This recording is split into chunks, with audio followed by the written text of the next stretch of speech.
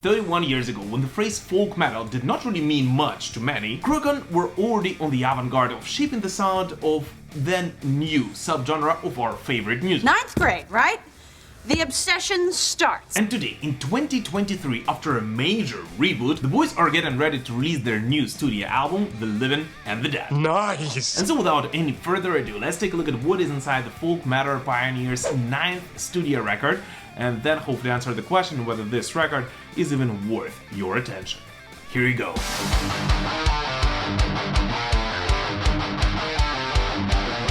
Very quick, before we start, guys, as always, please do not hesitate to comment on anything you hear or see in this video, and especially if you disagree with me, because the whole point of all of our channels is, of course, to start a conversation. And by the way, if you are not subscribed to both of our channels, please make sure to change that.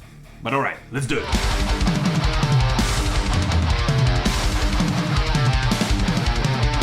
The Living and the Dead comes as somewhat of a resurrection album for Cruachan. In 2020, after 3 out of 5 band members left Cruachan, and while musicians all over the world had no idea whether this business will even survive after the pandemic, Cruachan's founder and mastermind Keith Fay had a rather difficult decision to make. Either after pushing this band for 29 years, call it quits, or after almost 3 decades of existence, completely re-establish the band and continue pushing forward.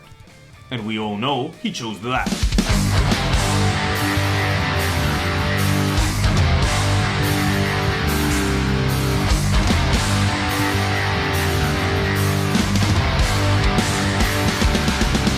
But as always, there is a catch. I actually believe that after such a major shakeup, the only way a band can continue staying relevant and afloat in such a rapidly changing world of today is by having the next record they release being one of the strongest they ever did in their entire career.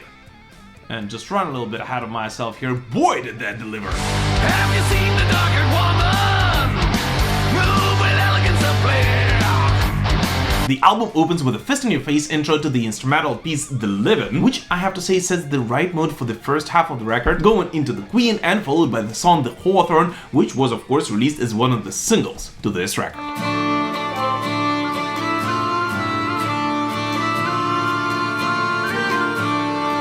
Overall, I have to say that all of the tracks on The Living and the Dead, which by the way have a certain pattern to their name, starting with The Living and the very upbeat first half of the record and ending with this very dark and sinister outro, which, as I hope you already guessed, is titled The Dead, are organized in a way to take you on an emotional journey between light and darkness. Yet that does not at all mean that this record is predictable, as throughout the album, Cruachan actually takes several rather unexpected steps and do not at all limit themselves to one genre, as just by the time that you start thinking that you kind of know where the boys are going here, Cruachan may surprise you with a hard rock-like riff on another instrumental piece, The Festival, or wake you up with an almost American-style metalcore-like breakdown in The Ghost. I love it!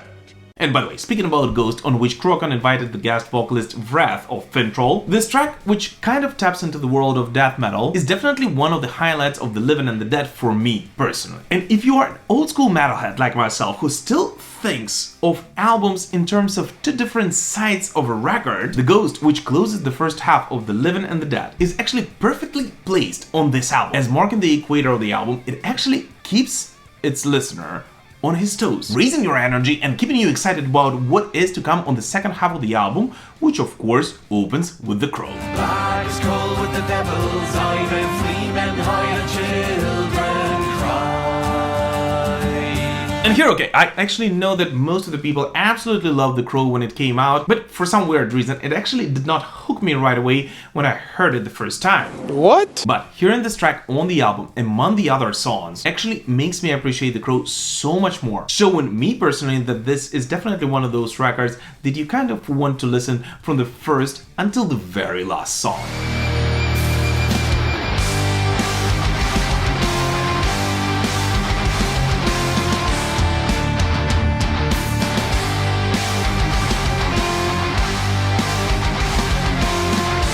And by the way, speaking about the other singles which were released prior to this record, I have to be honest with you, after listening to The Living and the Dead in its entirety, I actually cannot really call those the strongest ones. What? But I actually believe it is so because this album is actually so diverse that every listener may actually pick up different highlights for him personally. And if I was the one choosing which songs should represent the living and the dead, I would definitely go with a slightly different choice. Which, if you think about it, is actually a great thing, because if you personally like the songs which were already released, then I have absolutely zero doubts that you will absolutely love the rest of this record.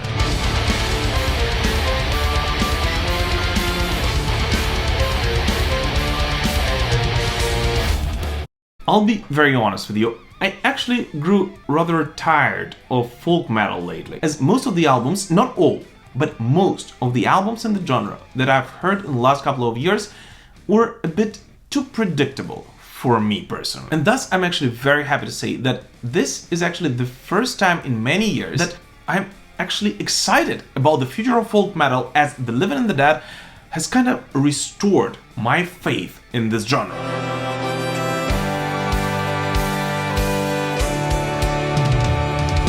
In other words, I absolutely loved this record, and the reason for it is at least twofold. Number one is that this record, unlike many others that we hear today, is actually not overproduced. It has just the right amount of edge to sound raw and real, yet at the same time it is not stuck in the past, and it sounds very 21st century-like.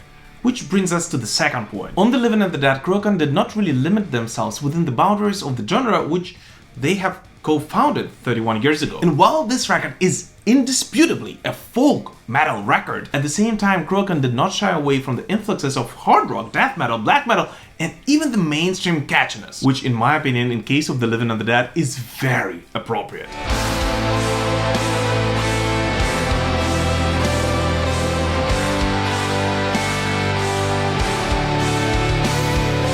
And at the same time, the band did not really try to reinvent the wheel, as this still remains a classic sounding European folk metal album, which I am sure every fan of the genre will absolutely enjoy.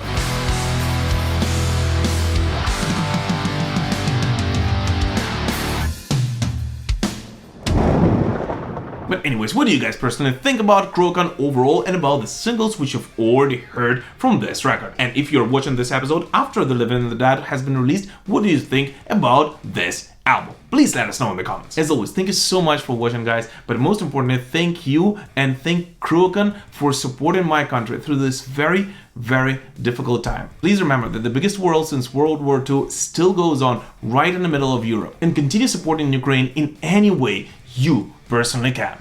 We will prevail. Slava Ukraini!